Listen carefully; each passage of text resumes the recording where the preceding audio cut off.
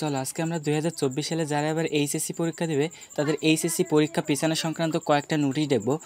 তার আগে আমরা একটু মাদ্রাসা বোর্ডের বিষয়টা জেনে নিই। এখানে একটা নোটিশ প্রকাশ করেছে, সংশ্লিষ্ট সকলকে জানানো যাচ্ছে যে সিলেট অঞ্চলে বন্যা পরিস্থিতির অবনতি ঘটায় বাংলাদেশ মাদ্রাসা শিক্ষা বোর্ডের অধীন সিলেট বিভাগের 26টি কেন্দ্রে 30 জুন 2024 তারিখ হতে অনুষ্ঠেয় আলিম পরীক্ষা 7 জুলাই 2024 তারিখ পর্যন্ত স্থগিত থাকবে। প্রকাশিত সময়সূচি অনুযায়ী 9 জুলাই 2024 তারিখ হতে পরীক্ষাসমূহ যথারীতি অনুষ্ঠিত হবে। স্থগিত পরীক্ষাসমূহের নতুন সময়সূচি পরবর্তীতে বিজ্ঞপ্তির মাধ্যমে জানানো হবে। অর্থাৎ এখানে বলা হয়েছে তোমাদের যে প্রথমে রুটিন ছিল সেই রুটিনের 9 তারিখে যে পরীক্ষা ছিল 9 তারিখে সেই পরীক্ষা হবে এবং সেখান থেকে শেষ পর্যন্ত একই পরীক্ষা হবে এবং প্রথম দিকের পরীক্ষা করে লাস্টে তারা রুটিন অনুযায়ী যোগ করবে।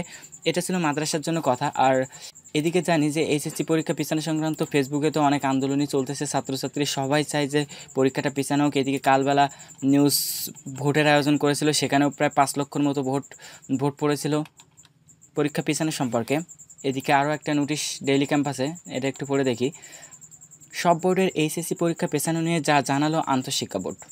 বন্যা পরিস্থিতির কারণে সিলেট বিভাগের উচ্চ মাধ্যমিক সার্টিফিকেট অর্থাৎ এইচএসসি মাদ্রাসা ও কারিগরি পরীক্ষা আগামী 8 জুলাই পর্যন্ত স্থগিত করা হয়েছে গত 20 জুন। তবে সিলেট বিভাগে পরীক্ষা পেছালেও অন্যান্য বিভাগগুলোতে 30 জুন থেকে পরীক্ষা শুরুর কথা জানিয়েছেন আন্তঃশিক্ষা বোর্ডের সংশ্লিষ্টরা।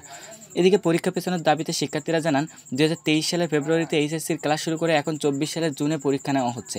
আমাদের দাবি পরীক্ষা অন্তত 2 মাস পিছিয়ে 31 আগস্ট নিতে হবে।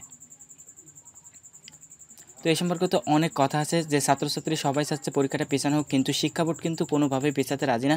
শুধুমাত্র সিলেট বোর্ডটা পিছিয়েছে এখনও পর্যন্ত, সেই সিদ্ধান্তই তারা অটল আছে। আর পিছাবে বলে মনে হয় না, যেহেতু আর মাত্র 4 থেকে 5 দিন পর তোমাদের পরীক্ষা।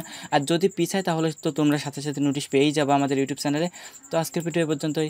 আল্লাহ হাফেজ।